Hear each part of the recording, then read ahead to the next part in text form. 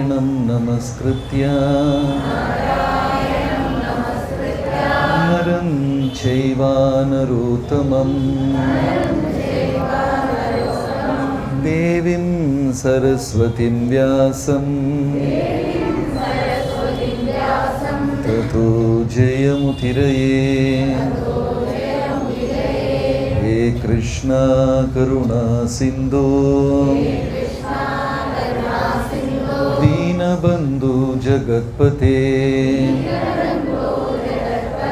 ഗോപീശ ഗോപികാകാന്ത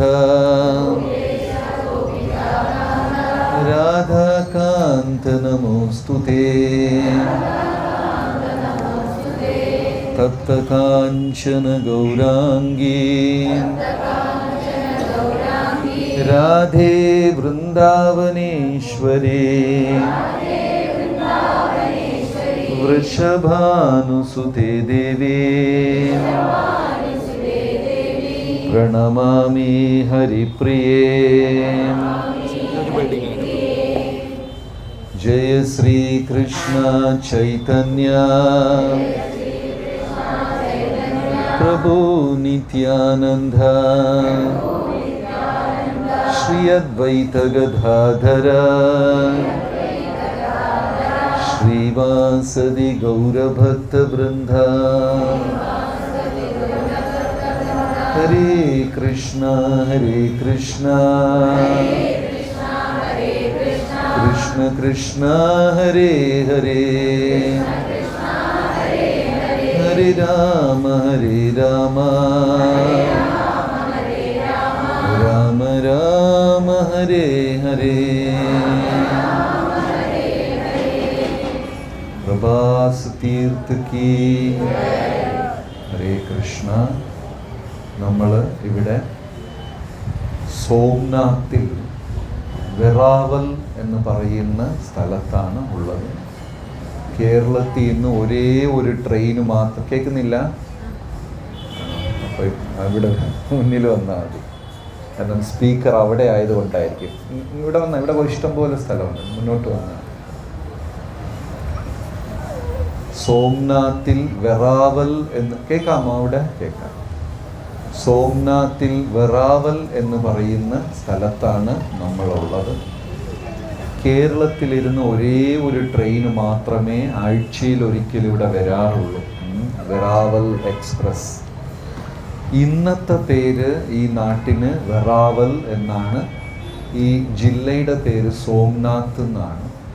പക്ഷെ പഴയ പേര് പ്രഭാസപട്ടണം എന്നാണ്. ഭാഗവതത്തിലും മഹാഭാരതത്തിലും വിഷ്ണു പുരാണങ്ങളിലും അനേകം പുരാണങ്ങളിൽ ഈ സ്ഥലത്തിനെ കുറിച്ച് പരാമർശിക്കുന്നുണ്ട്. അതിലൊക്കെ ഈ സ്ഥലത്തിൻ്റെ പേരെന്താണ്? പ്രഭാസപട്ടണം. പ്രഭാസം, അതായത് ഭൂമിയിൽ 7 പുണ്യനദികളും 3 പ്രധാനപ്പെട്ട തീർത്ഥങ്ങളും ഉണ്ട്. 7 പുണ്യനദികൾ ഏതൊക്കെയാണ്? ഗംഗ, യമുന, സരസ്വതി, ഗോദാവരി, നർമ്മദ, സിന്ധു, കാവേരി. ഈ 7 പുണ്യനദികൾ ഭാരതത്തിലുണ്ട്. 3 തീർത്ഥങ്ങളുണ്ട്. പ്രയാഗ തീർത്ഥം, പുഷ്കര തീർത്ഥം, പ്രഭാസ തീർത്ഥം. പ്രയാഗ തീർത്ഥം അലഹാബാദിൽ ത്രിവേണി സംഗമം, അവിടെയാണ് പ്രയാഗ്. പുഷ്കർ തീർത്ഥം എവിടെയാണ്? പുഷ്കരം രാജസ്ഥാനിലാണ്. ഒരേ ഒരു ബ്രഹ്മാവിൻ്റെ ക്ഷേത്രം പുഷ്കര തീർത്ഥം. 3ാമത്തത് ഇവിടെ പ്രഭാസ തീർത്ഥം. നദിക്കും തീർത്ഥങ്ങൾക്കും എന്താണ് വ്യത്യാസം? നദി ഒഴുകിക്കൊണ്ടേയിരിക്കും, തീർത്ഥം ഒരു സ്ഥലത്തിൽ സ്ഥിരമായി നിൽക്കും. ദൈവത്തിൻ്റെ പെൺകുട്ടികളെല്ലാം നദികളും പുരുഷന്മാരെല്ലാം തീർത്ഥങ്ങളുമാണ്. അപ്പോൾ 7 പെൺമക്കളും 3 ആൺമക്കളും. പ്രയാഗ തീർത്ഥം, പുഷ്കര തീർത്ഥം, പ്രഭാസ തീർത്ഥം. ഇവിടെ 3 നദികളാ ഒരുമിച്ച് സംഗമിക്കുന്നത്. ഹിരണ്യ, സരസ്വതി, ഗോമതി. 3 നദികളും ഒരുമിച്ച് സംഗമിക്കുന്ന സ്ഥലം. ഇത് വളരെ അപൂർവമാണ്.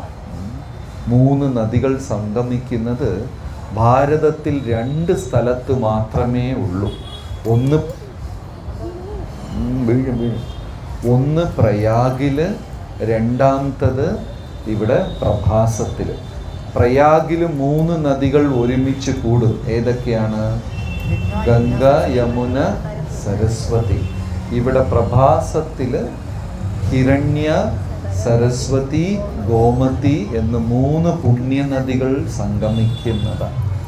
എത്ര പേരാണ് മുങ്ങാൻ തയ്യാറായി വന്നിരിക്കുന്നത്? ഗീതയനുസരിച്ച് നമുക്ക് 2 ശരീരമാണ്. ഒന്ന് സ്ഥൂല ശരീരം, ഇനിയൊന്ന് സൂക്ഷ്മ ശരീരം. നമ്മൾ ദിവസവും വീട്ടിൽ കുളിക്കുമ്പോൾ നമ്മുടെ സ്ഥൂല ശരീരം വൃത്തിയാകും. പക്ഷേ ഇതുപോലെ പുണ്യ നദികളിൽ കുളിക്കുമ്പോഴാണ് നമ്മുടെ സൂക്ഷ്മ ശരീരം വൃത്തിയാകുന്നത്. 1 ആഴ്ച കുളിച്ചില്ലെങ്കിൽ എന്ത് സംഭവിക്കും? 1 ആഴ്ച കുളിച്ചില്ലെങ്കിൽ എന്ത് സംഭവിക്കും? അടുത്താരും വരില്ല. അസ്വസ്ഥത, അസുഖം എല്ലാം ഉണ്ടാകും. അതേപോലെ ഈ മനസ്സും നിരന്തരം കഴുകിയില്ലെങ്കിൽ അതിൽ അസുഖങ്ങൾ ഉണ്ടാകും. എന്താണ് മനസ്സിലുണ്ടാകുന്ന അസുഖം? കാമം, ക്രോധം, മോഹ, ലോഭ, മത, മാത്സര്യം. ഇത് 6ഉം കൂടും ഇത് കഴുകിയില്ലെങ്കിൽ. അപ്പം ദിവസവും മനസ്സിനെ കഴുകണം. ദിവസവും മനസ്സിനെ കഴുകുന്ന പ്രക്രിയയാണ് ഏത്? നാമജപം. പിന്നെ വർഷത്തിൽ ഒരിക്കലെങ്കിലും നമ്മൾ ഇതുപോലെ പുണ്യ സ്ഥലങ്ങളിൽ വന്ന് പുണ്യനദികളിൽ മുങ്ങണം. വർഷത്തിൽ ഒന്നെങ്കിലും ഗംഗ, യമുന, സരസ്വതി, ഗോദാവരി, നർമ്മദ, സിന്ധു, കാവേരി ഈ നദികളിൽ വർഷത്തിൽ ഒരിക്കലെങ്കിലും നമ്മൾ മുങ്ങണം. കാരണം ഏത് ശരീരം വൃത്തിയാകും? സൂക്ഷ്മ ശരീരം വൃത്തിയാകും. എത്ര പേര് ഗംഗയിൽ മുങ്ങിയിട്ടുണ്ട്? കുറേ പേര്. യമുന, ഓക്കെ. സരസ്വതി കാണാൻ പറ്റില്ല. ഓക്കെ. കാവേരിയിൽ വെള്ളമില്ല. ഓക്കെ. അപ്പോൾ യദുവംശം, ശ്രീകൃഷ്ണ ഭഗവാന്റെ വംശം. ഭഗവാന്റെ അവസാന സമയത്ത് യദു, വൃഷ്ണി, ഭോജവംശം ഈ 3 വംശങ്ങളും ഒത്തൊരുമിച്ചു കൂടി. ഏതൊക്കെ വംശമാണ്? യദുവംശം, വൃഷ്ണിവംശം, ഭോജവംശം. അങ്ങനെ അവർ ഭയങ്കര ശക്തിമാന്മാരായി മാറിക്കഴിഞ്ഞു. യദുക്കളും ഒരു യുദ്ധത്തിൽ പോലും അവർ ഇന്ന് വരെ തോറ്റിട്ടില്ല. ഭയങ്കര പരാക്രമികളായി മാറി.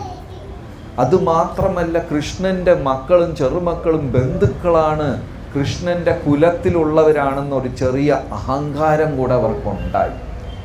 ഭക്തന്മാർക്ക് അഹങ്കാരം നല്ലതാണോ? ഇല്ല. അഹങ്കാര വിമൂഢാത്മാ കർത്ത അഹമിതി മന്യത്തെ. അഹങ്കാരി എപ്പോഴും ഞാൻ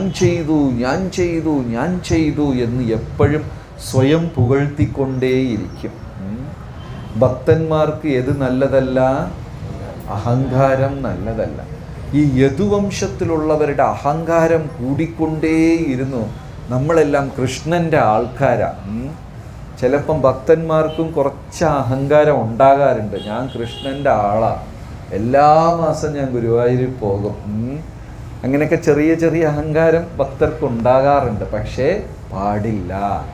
യദുക്കൾക്ക് അഹങ്കാരമുണ്ടായി. കൃഷ്ണൻ്റെ ആൾക്കാരാണ് ഞങ്ങൾ, ഇന്ന് വരെ ഒരു യുദ്ധത്തിലും തോറ്റിട്ടില്ല, ഞങ്ങൾ അങ്ങനെയാ, ഞങ്ങൾ ഇങ്ങനെയാ എന്നൊക്കെ പറഞ്ഞിട്ട് ഒരു അഹങ്കാരമുണ്ടായി.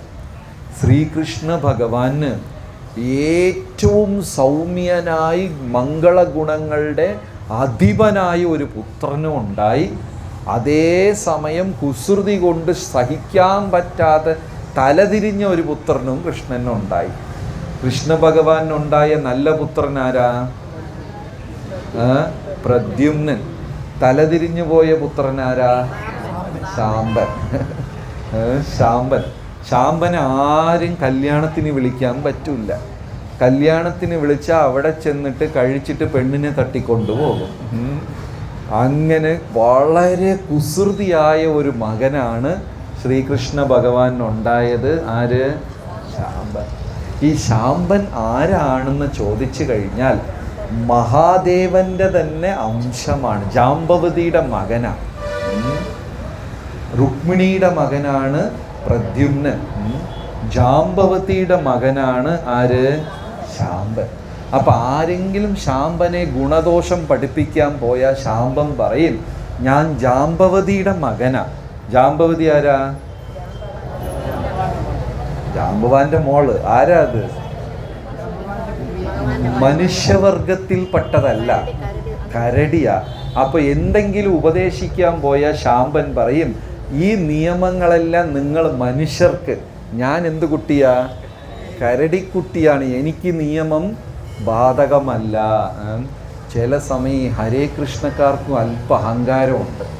എന്തെങ്കിലും പറഞ്ഞാൽ ഞങ്ങൾ ഇസ്കോണുകാർക്ക് ഇത് ബാധകമല്ല എന്ന് പറയും. നിയമങ്ങളൊക്കെ എല്ലാവർക്കും ബാധകം. ശാംബൻ പറയും, ഞാൻ കരടിയുടെ കുട്ടിയാ, എനിക്കതുകൊണ്ട് ഈ നിയമമൊന്നും ബാധകമല്ല എന്ന്. അങ്ങനെ ഭഗവാന് ദേഷ്യമായി തുടങ്ങി. ആരെടുത്ത്? ശാംബൻ്റെ അടുത്ത്. എന്തുകൊണ്ടാണ്? ദുര്യോധനൻ്റെ മകളുടെ കല്യാണത്തിന് വിളിച്ചപ്പോൾ അവിടെ ചെന്ന് ദുര്യോധനൻ്റെ മകളെ തട്ടിക്കൊണ്ടുപോയി. ആര്? ശാംബൻ. നേരത്തെ തന്നെ ദുര്യോധനന് കൃഷ്ണനെ ഇഷ്ടമല്ല, ഇതും കൂടെ ആയപ്പോൾ ഇങ്ങനെ ശത്രുക്കളുടെ എണ്ണം കൂട്ടിക്കൊണ്ടേയിരിക്കും ശാംബൻ. ശാംബൻ യഥാർത്ഥത്തിൽ മഹാദേവന്റെ അവതാരം. എന്തിനാ ശാംബൻ ഇങ്ങനെ ചെയ്തത്? ദ്വാപരയുഗത്തിനെ പെട്ടെന്ന് തീർത്ത് കലിയുഗം വരുത്താനുള്ള കാരണമായിരുന്നു ഈ ശാംബൻ്റെ. എല്ലാം അല്പം തലതിരിഞ്ഞേ ചിന്തിക്കുള്ളൂ. കണ്ണൂരുകാരെ പോലെ. ഇവിടെ കണ്ണൂരുകാരെങ്കിലും ഉണ്ടോ? ഒരാളേ ഉള്ളൂ. ഒന്ന് തിരിഞ്ഞൊക്കെ ചിന്തിക്കും. അപ്പോൾ ഒരു ദിവസം ഏകദേശം ദ്വാപരയുഗത്തിൻ്റെ അവസാനമായി ഭഗവാൻ ബലരാമൻ്റെ അടുത്ത് പറഞ്ഞു തുടങ്ങി, ജ്യേഷ്ഠ, യദുക്കളുടെ തലഗനം കൂടിക്കൊണ്ടേയിരിക്കുന്നു. അപ്പോൾ ബലരാമൻ ചോദിച്ചു, കൃഷ്ണ എന്താ നീ ഉദ്ദേശിക്കുന്നത്? ദ്വാപരയുഗം തീരാനുള്ള സമയമായി. ഞങ്ങളുടെ ഗുരുദേവൻ എപ്പോഴും തമാശയ്ക്ക് പറയും, ഈ വെയിങ് മെഷീനിൽ കയറി നിന്നാലേ 70-80 എന്നൊക്കെ വെയിറ്റ് കാണിക്കൂലേ. അപ്പം അദ്ദേഹം പറയും, 500 ഗ്രാമാണ് നിൻ്റെത്, ബാക്കിയെല്ലാം നിൻ്റെ തലഘനമാണെന്ന് പറയും, ഇല്ലേ? നമ്മൾ മരിച്ചു പോയി കത്തിച്ചാൽ ബാക്കി എത്ര ഉണ്ടാകും? ഒരു 1/2 കിലോ. ഒരു കലത്തിൽ കൊള്ളാവുന്നതല്ലേ ഉള്ളൂ. പക്ഷെ ഇപ്പം കയറിയ രഞ്ജു പ്രഭു മെഷീൻ എത്ര കാണിക്കും? 98. അപ്പോൾ ഞങ്ങളുടെ ഗുരുദേവൻ ചിരിച്ചോണ്ട് പറയും, 1/2 കിലോ ആണ് നിൻ്റെത്, ബാക്കിയെല്ലാം നിൻ്റെ ഹെഡ് വെയിറ്റ് ആണെന്ന് പറയും. അപ്പോൾ യദുക്കളുടെ തലഘനം വർദ്ധിച്ചു വർദ്ധിച്ചു വർദ്ധിച്ച് ആരെയും ബഹുമാനിക്കാണ്ടായി. ഇന്നലെ ഞാൻ പറഞ്ഞു, അഹങ്കാരം കൂടിയാൽ നമുക്ക് എന്ത് സംഭവിക്കും? ശരിയും തെറ്റും തിരിച്ചറിയാനുള്ള കഴിവങ്ങ് നഷ്ടപ്പെടും. ഇപ്പോൾ ബലരാമനും ശ്രീകൃഷ്ണ ഭഗവാനും സംസാരിച്ചു തുടങ്ങി. അന്നാണ് സപ്ത ഋഷികളും നാരദ മഹർഷി ഉൾപ്പെടെ എല്ലാവരും കൃഷ്ണനെ കാണാൻ ദ്വാരകയിൽ വന്നിരിക്കുന്നത്. സപ്ത ഋഷികൾ. അപ്പം ആരോ ചെന്ന് ശാംബൻ്റെ അടുത്ത് പറഞ്ഞു, ഈ സപ്ത ഋഷികൾ സാധാരണ വ്യക്തികളല്ല, ത്രികാലജ്ഞാനികളാണ്. അവർക്ക് ഭാവി ഭവിഷ്യത്ത് എല്ലാം അറിയാൻ പറ്റും. അത് സത്യമാണ്. അങ്ങനത്തെ മഹാത്മാക്കൾ ഇപ്പോഴുമുണ്ട്. 3 കാലവും തിരിച്ചറിയാൻ സാധിക്കുന്നവർ. നമുക്ക് ഉച്ചയ്ക്ക് എന്ത് സംഭവിക്കുമെന്ന് ചോദിച്ചാൽ അറിയില്ല. ത്രികാല ജ്ഞാനികളാണെന്നൊക്കെ പറഞ്ഞപ്പോൾ ശാംബൻ പറഞ്ഞു, എന്നാ ഒന്ന് പരീക്ഷിച്ചിട്ടേ കാര്യമുള്ളൂ. ശാംബൻ എന്ത് ചെയ്തു? പെൺവേഷം കെട്ടി, എല്ലാം സാരി ഇതൊക്കെ ഉടുത്ത് പെൺവേഷം കെട്ടി, വയറ്റിൽ വലിയ ഒരു ഇരുമ്പിലൊരു സാധനം എടുത്ത് വയറ്റി വെച്ച് കെട്ടി, ഗർഭിണിയെ പോലെ വേഷവും ചമഞ്ഞ്, അല്ലേ? മഹർഷിമാരെടുത്ത് നമ്മൾ ചെന്നിട്ട് തമാശ പറയുകയും അവരെ പരിശോധിക്കുക, ഇതൊന്നും പാടില്ല. അതെല്ലാം സാധാരണക്കാരുടെ ഇടയിലാണ്. ഈ തമാശ എന്ന് പറയുന്നത് തന്നെ വളരെ സൂക്ഷിച്ച് കൈകാര്യം ചെയ്യണം. കാരണം തമാശ പറയുന്നത്, ജോക്ക് പറയുന്നത് ഒന്ന് പരിധി കടന്നാൽ അത് പലരെയും വേദനിപ്പിക്കും. തമാശയിൽ തുടങ്ങി പ്രശ്നത്തിൽ അവസാനിച്ച അനുഭവം നിങ്ങൾക്ക് ആർക്കെങ്കിലും ഉണ്ടോ? ആർക്കും ഇല്ല. എന്തെങ്കിലും പറഞ്ഞ് എവിടെയെങ്കിലും ചെന്ന് കുടുങ്ങും, ഇല്ലേ? അതുകൊണ്ട് ഇപ്പോൾ ഞാനൊരു എക്സസൈസ്, ഒരു ഹോംവർക്ക് തരാം. നിങ്ങൾ എനിക്കൊരു ജോക്ക് പറയണം, ഒരു തമാശ പറയണം. ആ നർമ്മത്തിൽ, തമാശയിൽ ആരെയും ഇൻസൾട്ട് ചെയ്യാൻ പാടില്ല, ആരെയും തരം താഴ്ത്താൻ പാടില്ല, ഒന്നിനെയും കുറവായിട്ട് പറയാൻ പാടില്ല. നല്ല പോസിറ്റീവായിട്ടൊരു ജോക്ക് പറയൂ. ആരെയും തരം താഴ്ത്തരുത്, ആരെയും വിഷമിപ്പിക്കരുത്, ആരെയും കുറവായി പറയരുത്. നല്ല ഒരു പോസിറ്റീവായിട്ടൊരു ജോക്ക് പറയും. അതന്നെ, ആരെയും തരം താഴ്ത്താതെ പറ. അങ്ങനെ ഒരു തമാശ പറയും. പറ്റുമോ? വലിയ പാടാണ്. കാരണം തമാശ എന്ന് പറഞ്ഞാൽ തന്നെ അതിൽ നമ്മൾ എന്താ ചെയ്യുന്നത്? ആരെങ്കിലും കളിയാക്കുക, ഒന്ന് തരം താഴ്ത്തുക, ഇല്ലേ? അപ്പോൾ ഈ ആ ആ ആ ആ ആ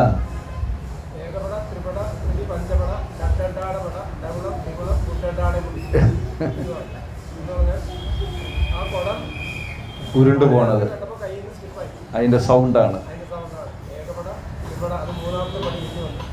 പിന്നെ 5 പോയി.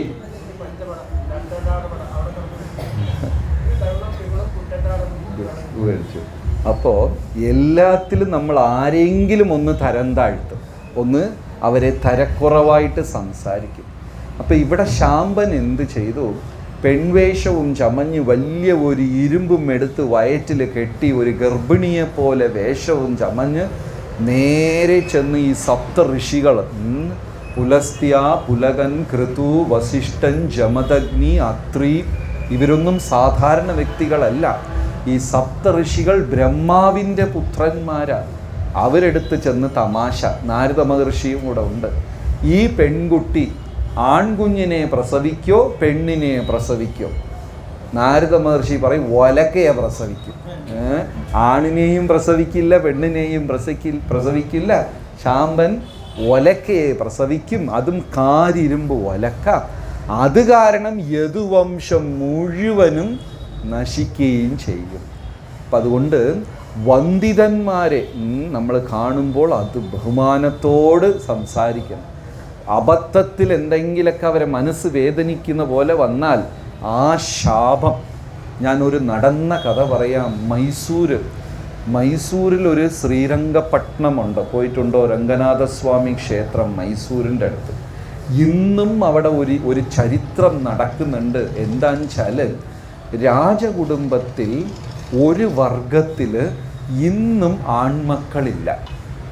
കല്യാണം കഴിക്കും, കുട്ടികളില്ല. കുട്ടിയെ ദത്തെടുക്കും, അഡോപ്റ്റ് ചെയ്യും. ആ കുട്ടി വളരും, കല്യാണം കഴിക്കും, അവർക്ക് കുട്ടികളില്ല. അടുത്തത് അവർ അഡോപ്റ്റ് ചെയ്യും. എന്താ സംഭവിച്ചത്? 600-700 വർഷങ്ങൾക്ക് മുമ്പ് രാജ്ഞി എന്ത് ചെയ്യും?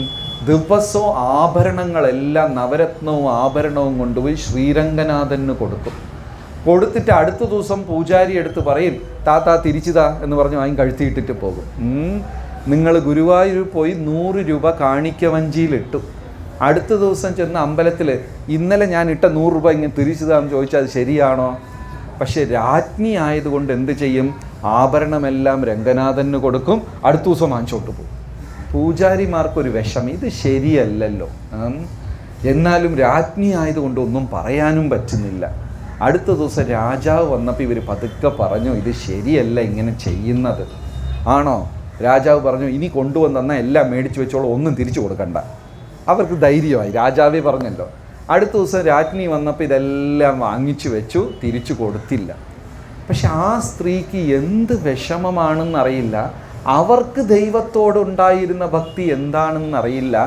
ആ സ്ത്രീ നിലവിളിച്ചങ്ങോട്ട് കരയാൻ തുടങ്ങി. കരഞ്ഞപ്പോൾ എന്തായി? ഗർഭം അബോർഷനായി. ആ സ്ത്രീ ഗർഭിണിയായിരുന്നു, അത് അബോർഷനായി. അതിൻ്റെ ശാപം ഇന്നും മൈസൂർ ഉടയാർ രാജകുടുംബത്തിൽ കുട്ടികളില്ല. നിങ്ങൾ ഗൂഗിളിൽ ചെക്ക് ചെയ്യുക. അവർ ദത്തെടുക്കും, അഡോപ്റ്റ് ചെയ്യും, ആ കുട്ടികൾ വലുതാകും, കല്യാണം കഴിക്കും, അവർക്ക് കുട്ടികളില്ല. അടുത്ത തലമുറയെ വീണ്ടും അഡോപ്റ്റ് ചെയ്യും, വീണ്ടും എത്രയോ വർഷങ്ങളായി ആ ശാപം നിലനിൽക്കുന്നുണ്ട്. അതുകൊണ്ട് വന്ദിതന്മാരെ, ഉയർന്ന വ്യക്തികളെടുത്ത് വളരെ വളരെ നമ്മൾ ശ്രദ്ധയോടിരിക്കണം. ശാമ്പൻ എന്ത് ചെയ്തു? ഉള്ള ശാപമെല്ലാം വാങ്ങിച്ച് കെട്ടി. ഋഷിമാരും നാരദ മഹർഷിയും ശപിച്ചു, കാരിരുമ്പ് ഒലക്കയെ പ്രസവിക്കും, ആ ഒലക്ക കാരണം യദുവംശമേ തീർന്നു പോകും. പിന്നെയാണ് ഇവർക്ക് അവർ ചെയ്ത തെറ്റ് മനസ്സിലായിക്കൊണ്ട് ചെന്ന് ഋഷിമാരെടുത്ത് മാപ്പ് പറഞ്ഞു. എത്ര മാപ്പ് പറഞ്ഞാലും ഇത് ശരിയാവില്ല. അപ്പം അവരൊരു സൂത്രം പറഞ്ഞു കൊടുത്തു. ഇതിനെ കൊണ്ടുപോയി പ്രഭാസ തീർത്ഥത്തിൽ കൊണ്ടുപോയി ഈ ഇരുമ്പിനെ തേച്ച് തേച്ച് ഉരച്ച് ഉരച്ച് ഉരച്ച് പൗഡറാക്കി സമുദ്രത്തിൽ കളയാൻ പറഞ്ഞു. അവരിവിടെ കൊണ്ടുവന്ന് ആ ഇരുമ്പിനെ ഉരച്ച്, സാമ്പൻ പ്രസവിച്ചു, യഥാർത്ഥത്തിൽ ഒരു ഒലക്കയെ പ്രസവിച്ചു. അതിനെ കൊണ്ടുവന്ന് തേച്ച് തേച്ച് തേച്ച് ഈ പ്രഭാസ തീർത്ഥത്തിൽ കളഞ്ഞു. പക്ഷേ ഈ ഇരുമ്പ് പൊടി എന്തായി? എല്ലാം ഈ സമുദ്രത്തിനൊരു പ്രത്യേകതയുണ്ട്. ജീവനുള്ളപ്പോൾ വലിച്ചൊണ്ട് പോകും, ജീവൻ പോയാൽ തിരിച്ചു കൊണ്ടുവന്ന് ഏൽപ്പിച്ചിട്ട് പോകും. എത്ര വലിയ സ്രാവും തിമിംഗലവും ഏത് മത്സ്യം വലുതാണെങ്കിലും ചത്താൽ എന്ത് സംഭവിക്കും? എല്ലാം കരയിൽ ഒതുങ്ങും. ജീവനോടെ ഉള്ളപ്പോൾ നമ്മൾ ചെന്ന് നിന്നാൽ വലിച്ചോണ്ട് പോകും, ജീവനോടെ ഉള്ളപ്പോൾ അകത്ത് വലിച്ചോണ്ട് പോകും. ജീവൻ വിടിഞ്ഞാൽ സമുദ്രം എന്ത് ചെയ്യും? തിരിച്ചു കൊണ്ടുവന്ന് ഏൽപ്പിച്ചിട്ട് അതിന് വേണ്ട. അപ്പോൾ ഈ സമുദ്രം എന്ത് ചെയ്തു? ഈ ഇരുമ്പ് പൊടിയെല്ലാം ചേർത്ത് അതെല്ലാം ഒരു പുല്ലായി വളർന്നിരുന്നു. ഇപ്പോഴും ആ പുല്ലുണ്ട്. ഈ അറ്റത്തൊക്കെ മുള്ളുമുള്ളായിരിക്കും ആ പുല്ല്, അല്ലേ? നമ്മൾ കൈയെടുത്താൽ കയ്യിലൊക്കെ മുറി. ആ പുല്ലായി വളർന്നു. ഭഗവാൻ ഇതെല്ലാം അറിയാം. ദ്വാപരയുഗം അവസാനിക്കേണ്ട സമയമായെന്നറിയാം. അപ്പോൾ ഭഗവാൻ പറഞ്ഞു ബലരാമൻ്റെ അടുത്ത്, ബലരാമ, നമ്മൾ ചെയ്ത് ഒരുപാട് തെറ്റുകുറ്റങ്ങൾ നമ്മൾ ചെയ്തു. കുരുക്ഷേത്ര യുദ്ധത്തിൽ ഞാൻ പറയാത്ത കള്ളമേ ഇല്ല. പക്ഷേ കൃഷ്ണ ഭഗവാനെ സംബന്ധിച്ചിടത്തോളം അതൊന്നും ബാധകമല്ല. ഭഗവാൻ കള്ളം പറഞ്ഞാലും അത് സത്യമായി മാറും. അതുകൊണ്ട് ആ കൃഷ്ണ ഭഗവാനെ സത്യം പരം ധീമഹി എന്ന് ധ്യാനിക്കുന്നത്. നിങ്ങൾ ഗുരുവായൂർ ക്ഷേത്രത്തിൽ പോയാൽ നടയിൽ എഴുതി വെച്ചത് കണ്ടിട്ടുണ്ടോ? എന്താ എഴുതി വെച്ചിരിക്കുന്നത്? വായിച്ചിട്ടുണ്ടോ? ഫ്രണ്ടിൽ കൊടിമരത്തിൻ്റെയൊക്കെ സത്യം പരം ധീമഹി എന്ന് എഴുതിയിട്ടുണ്ടാവും. എന്ന് വെച്ചാൽ ആ പരമസത്യത്തിനെ ഞാൻ ധ്യാനിക്കുന്നു. ഏതാ പരമസത്യം? ഭഗവാൻ. ഇനി ഭഗവാൻ കള്ളം പറഞ്ഞെന്ന് വെച്ച് അത് കള്ളവും സത്യവും ആയിക്കോളും. അപ്പോൾ ഭഗവാൻ പറഞ്ഞു, എന്തായാലും എനിക്ക് ഒന്ന് പ്രഭാസത്തിലൊന്ന് മുങ്ങിക്കുളിക്കണം എന്ന് പറഞ്ഞിട്ട് മുഴുവൻ യദുകുലവും ഇപ്പം നമ്മൾ കൂടിയിരിക്കുന്ന ഈ പ്രദേശത്ത് വന്ന് അവർ കൂടി, പ്രഭാസ തീർത്ഥത്തിൽ വന്ന് കൂടി ഇവിടെ എല്ലാവരും പൂജയും കാര്യങ്ങളൊക്കെ ചെയ്തുകൊണ്ടിരിക്കാം. ഈ പൂജയെല്ലാം കഴിഞ്ഞിട്ട് യദുക്കൾ എന്ത് ചെയ്തു? എല്ലാം സോമപാനം കുടിച്ചു. സോമപാനം എന്ന് പറഞ്ഞാൽ കള്ളല്ല. ഇപ്പോൾ പായസം തന്നെ 5-6 ഗ്ലാസ് കുടിച്ചാൽ തലയ്ക്ക് പിടിക്കുമോ? മത്ത് ചെറുതായിട്ടൊരു, എനിക്ക് ചിലരെയൊക്കെ അറിയാം പായസം കുടിച്ചിട്ട് കുറച്ച് അച്ചാറൊക്കെ എടുത്ത് കഴിച്ചോളും. ചിലർക്ക് ഈ സ്വീറ്റ് അധികമായാൽ ഒരു വല്ലാത്തൊരു അവസ്ഥയാണ്. ഇവരങ്ങോട്ട് കുടി തുടങ്ങി സോമപാനം. ആര്? യദുക്കൾ രണ്ടുപേർ. അപ്പം കൃഷ്ണനും ഭഗവാനും ബലരാമസ്വാമിയും ഇങ്ങനെ ഒരു ഉയർന്ന കുന്നിലിരുന്നു കൊണ്ട് ശരി ദ്വാപരയുഗം തീരാനായി എന്നൊക്കെ പറഞ്ഞപ്പോൾ കുടിച്ച് സ്വന്തം മക്കളും ചെറുമക്കളും കുലം യദുകുലത്തിലുള്ള അഹങ്കാരം കാരണം പറഞ്ഞു. ഇനിയൊരുത്തൻ്റെ അടുത്ത് പറഞ്ഞു, നീയല്ലേ കുരുക്ഷേത്ര യുദ്ധത്തിൽ ആ രാജാവിനെ ചതിച്ചു കൊന്നത്? ഉടനെ അടുത്താൾ പറഞ്ഞു, നീ ഇങ്ങനെ ചെയ്തില്ലേ? അങ്ങോട്ടും ഇങ്ങോട്ടും ചെളിവാരി എറിയാൻ തുടങ്ങി. തീ കോരി ഇട്ടാൽ തീ അണയോ? തീയുടെ മേലെ തീ ഇട്ടുകൊണ്ടിരുന്നാൽ തീ അണയോ? അപ്പോൾ ഒരാൾക്ക് ദേഷ്യം വരുമ്പോൾ ഇനിയൊരാൾ എന്താകണം? ശാന്തനാകണം. അതാണ് ജീവിതത്തിൻ്റെ സൂത്രം. ഒരാൾക്ക് ദേഷ്യം വരുമ്പോൾ ഇനിയൊരാൾക്കും ദേഷ്യം വന്നാൽ ആ കുടുംബം രണ്ട് കഷ്ടമായി പോകും. ഒരിക്കലും ഒരു ഗുരുദേവൻ പറഞ്ഞു, വിജയകരമായ ജീവിതത്തിൻ്റെ രഹസ്യം, കുടുംബജീവിതത്തിൻ്റെ രഹസ്യം എന്താണ്? ഫസ്റ്റ് 3 രഹസ്യങ്ങൾ പറഞ്ഞു. ഫസ്റ്റ് രഹസ്യം കോംപ്രമൈസ്, വിട്ടുവീഴ്ച. രണ്ടാമത്തെ രഹസ്യം വിട്ടുവീഴ്ച. മൂന്നാമത്തെ രഹസ്യം വിട്ടുവീഴ്ച. ഇല്ലേ? നിങ്ങളെല്ലാവരും വിവാഹം കഴിഞ്ഞവരാണ്. വിവാഹ ജീവിതത്തിൽ വിട്ടുവീഴ്ചകൾ നടത്തിയിട്ടുണ്ടോ ഇല്ലേ? എല്ലാം വീഴ്ച മാത്രമേ ഉള്ളൂ ഇല്ലേ? നല്ല അതെ, അതാണ് വിട്ടുകൊടുക്കുക. പക്ഷേ ഒരാൾ പറയുമ്പോൾ അടുത്ത ആൾ അത് മത്സരിച്ച് പറയുമ്പോൾ അത് രണ്ടായി പോകും. യദുക്കളെല്ലാം കൂടിയിരുന്ന് അങ്ങോട്ടും ഇങ്ങോട്ടും ചെളിവാരി എറിഞ്ഞ് പറഞ്ഞ് പറഞ്ഞ് പറഞ്ഞ് പരസ്പരം എല്ലാവരെയും കുറ്റം പറഞ്ഞ് ഒരുത്തൻ എന്ത് ചെയ്തു? അയ്യേ, നമ്മളൊന്നല്ല ഇതിന് കാരണം, ഈ 2 എണ്ണമാണ് ഈ മൊത്തം കുഴപ്പത്തിനും കാരണം. ഏത് 2 എണ്ണത്തിനെ പറഞ്ഞു? ഭഗവാനെയും ബലരാമസ്വാമിയെയും പറഞ്ഞു. അതായത് നമ്മൾ ചിലപ്പോൾ അറിയാതെ കുറ്റം പറഞ്ഞ് ചിലപ്പം ദൈവത്തിന് വരെ പറയുന്ന സാഹചര്യമൊക്കെ ഉണ്ട്.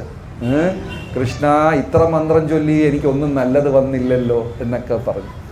അപ്പോൾ ഇവരെന്ത് ചെയ്തു? ഇങ്ങനെ കൃഷ്ണ ഭഗവാനെയും ബലരാമസ്വാമിയെയും കുറ്റം പറഞ്ഞപ്പോൾ ബലരാമസ്വാമി ചോദിച്ചു, കൃഷ്ണ ഇതെന്താ നമ്മൾ കേൾക്കുന്നത്? കൃഷ്ണ ഭഗവാൻ പറഞ്ഞു, കലിയുഗം തുടങ്ങാറായി എന്ന് പറഞ്ഞ് ഇവിടെ അതിസുന്ദരമായ ഒരു കാര്യം നടന്നു. കൃഷ്ണ ഭഗവാനും ബലരാമസ്വാമിയും തോളോട് തോൾ ചേർന്ന് ഇങ്ങനെ പുറം ചേർത്ത് നിന്നു. കൃഷ്ണ ഭഗവാൻ ഇങ്ങനെ നോക്കുന്നു, ബലരാം സ്വാമി അങ്ങനെ നോക്കുന്നു. 2 പേരുടെ ബാക്ക് ടു ബാക്ക് ഇങ്ങനെ ചേർന്ന് നിന്നിട്ട് ഈ പുല്ലുകളെ പറച്ചിട്ട് കൃഷ്ണ ഭഗവാനും ബലരാമസ്വാമിയും സുദർശന ചക്രം പോലെ ചുറ്റി മുഴുവൻ സ്വന്തം മക്കൾ, ചെറുമക്കൾ, കുലം, വംശര്, ഈ സ്വന്തം യദുകുലത്തിനെ മുഴുവനും ഇവിടെ കൊന്നുകൂട്ടി. അന്ന് പ്രഭാസ തീർത്ഥം ചോര നിറത്തിലാ ഒഴുകിയത്. അത്രയും പേരെ ഒറ്റ എണ്ണത്തിനെ ബാക്കി വെച്ചില്ല. അതാണ് അഹങ്കാരം സർവനാശത്തിന് കാരണം.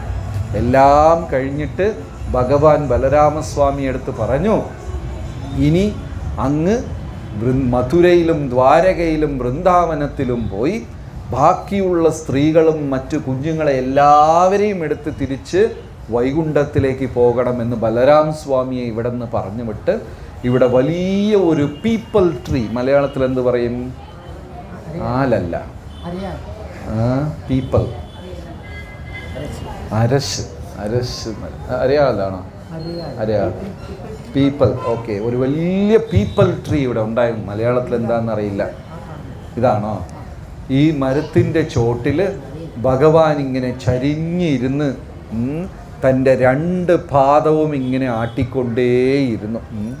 ഭഗവാന്റെ ശരീരം, പാദവും കൈകളെല്ലാം കണ്ടാൽ അങ്ങനെ ഒരു പിങ്ക്, ബേബി പിങ്ക് എന്നൊക്കെ പറയില്ലേ, അത്ര സുന്ദരമായ നിറം.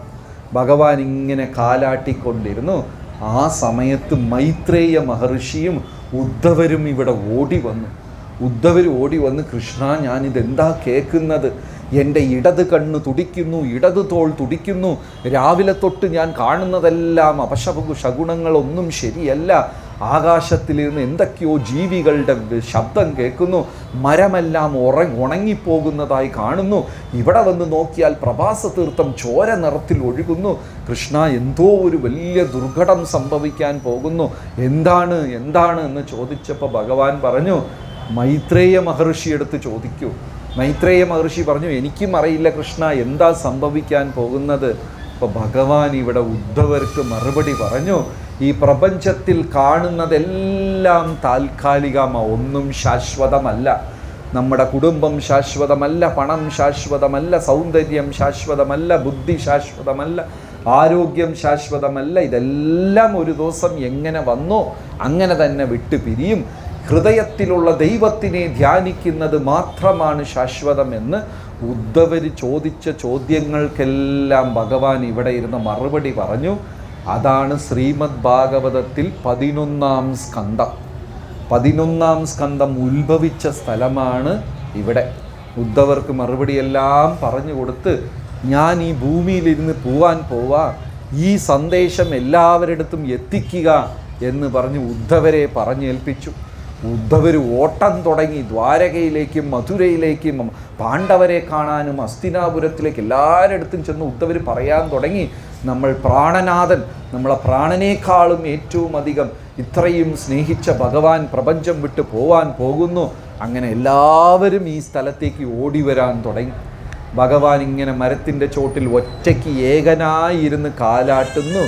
വളരെ ദൂരെ ജര എന്ന് പറയുന്ന കാട്ടാളൻ, ഒരു വേടൻ, ഈ കാൽപാദം കണ്ടിട്ട് അരയന്നമാണ് എന്ന് വിചാരിച്ച് ഒരു അമ്പെടുത്ത് എയ്തു. ആ അമ്പ് വന്ന് ഭഗവാന്റെ പാദത്തിൽ കൊണ്ടു. ജര ഓടിയ പക്ഷി എടുക്കാൻ വന്ന് നോക്കിയപ്പോൾ ഭഗവാനാണ് അവിടെ ഇരിക്കുന്നത്. ഭഗവാന്റെ പാദത്തിലാണ് അദ്ദേഹം അമ്പെയ്തത്. ഉടനെ ഭൂമിയിൽ വീണ് 1000 തവണ മാപ്പ് പറഞ്ഞു, കൃഷ്ണ, ഞാൻ എന്ത് മഹാപാപമാ ചെയ്തത്? അങ്ങയ്ക്ക് നേരാണോ ഞാൻ അമ്പയച്ചത്? എന്നെ പൊറുക്കണം പൊറുക്കണം പൊറുക്കണം എന്ന് 100 വട്ടം മാപ്പ് ചോദിച്ചു. ഭഗവാൻ പറഞ്ഞു, ജരാ, എൻ്റെ ലീല അവസാനിക്കാൻ നീ ഒരു കാരണമായെന്നേ ഉള്ളൂ. ഈ സേവ ചെയ്തത് കൊണ്ട് നിനക്ക് മോക്ഷപ്രാപ്തി കിട്ടുമെന്ന് പറഞ്ഞ് ഭഗവാൻ നോക്കിയിരിക്കവേ ജര എന്ന് പറയുന്ന കാട്ടാളൻ 4 കൈയുള്ള രൂപം എടുത്ത് വൈകുണ്ഠവാസിയായി ഇവിടെ ഇരുന്ന് തിരിച്ചു വൈകുണ്ഠത്തിലേക്ക് പോയി. ഉടനെ ഭഗവാൻ 5ആയി പിരിഞ്ഞു. ശംഖൊരു രൂപമെടുത്തു, ചക്രമൊരു രൂപമെടുത്തു, ഗദയൊരു രൂപവും ഈ പദ്മം 4 രൂപമെടുത്തുകൊണ്ട് 5 പേരായിട്ട് ഭഗവാൻ ഇവിടെ ഇരുന്ന് ഉയർത്തെഴുന്നു പോകാൻ തുടങ്ങി. ബ്രഹ്മാവും ശിവനും ദേവഗണങ്ങളും ഇന്ദ്ര ചന്ദ്ര വരുണ വായു അഗ്നി ഗന്ധർവ കിന്നര കിംപുരുഷന്മാർ ഇവരെല്ലാം ഇവിടെ ഇരുന്ന് നാമസങ്കീർത്തനം ഭഗവാനെ സ്തുതിക്കും. എല്ലാവരും കാണവേ ഭഗവാൻ ഇവിടെ ഇരുന്ന് പതുക്കെ ഉയർന്നു പോയി. അർജുനൻ ഓടി വന്നപ്പോൾ ഇവിടെ ഭഗവാൻ ഇല്ല. അങ്ങനെ ഭഗവാൻ ഭൂമിയിലിരുന്ന് തിരിച്ച് സ്വധാമത്തിൽ പോയ ഒരു പുണ്യസ്ഥലമാണ് ഇവിടെ. നിങ്ങളവിടെ ശ്രീകോവിൽ കണ്ട ഭഗവാൻ ഇങ്ങനെ കിടന്നിരിക്കുന്ന കാലുമാട്ടിക്കൊണ്ട് അടുത്താരുണ്ടായിരുന്നു? ജര. ആ പീപ്പിൾ ട്രീ, ആ മരത്തിൻ്റെ ഒരു അംശം ഇപ്പോഴും അകത്തൊരു കമ്പൊക്കെ കാണുന്നില്ലേ? അതിൻ്റെ വേരുകൾ ഉണങ്ങിയാലും ഭഗവാന്റെ തിരോധാനത്തിന് സാക്ഷ്യം വഹിച്ച മരമാണ് ഇവിടെ ഉള്ളത്. അങ്ങനെ അതിസുന്ദരമായ ഒരു സ്ഥലം. ശ്രീകൃഷ്ണ ഭഗവാന് കീ. ഹരേ കൃഷ്ണ കൃഷ്ണ കൃഷ്ണ ഹരേ ഹരേ, ഹരേ രാമ രാമ രാമ ഹരേ ഹരേ, ഹരേ കൃഷ്ണ ഹരേ കൃഷ്ണ. ആർക്കെങ്കിലും ഒരു തവണ കൂടെ ദർശനം എടുക്കണമെങ്കിൽ ദർശനം എടുക്കുക. ഒരു മാല ജപിച്ചിട്ട് നമുക്ക് തിരിക്കാം. ഹരേ കൃഷ്ണ കൃഷ്ണ കൃഷ്ണ ഹരേ ഹരേ, ഹരേ രാമ രാമ രാമ ഹരേ ഹരേ, ഹരേ കൃഷ്ണ കൃഷ്ണ കൃഷ്ണ ഹരേ ഹരേ, ഹരേ രാമ